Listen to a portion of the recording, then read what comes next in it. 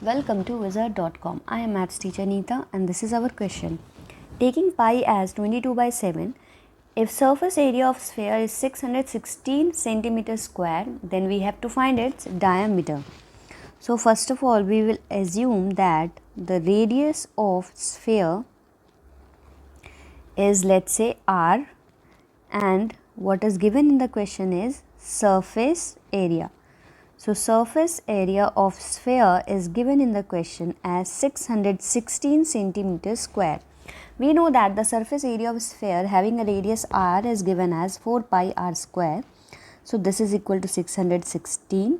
Now let us substitute the value of pi as 22 by 7, and after simplifying it we will get r square as 616 multiplied by 7 divided by 88, which is equal to 49. So r square can be written as 7 square, therefore r is 7 centimeter. Now in the question we have to find the diameter. So we know that diameter is given as twice of its radius. So 2 multiplied by 7 centimeter will give 14 centimeter. So this is our diameter. Now let's check the option. The correct answer is option B. So we can say that the answer is option B.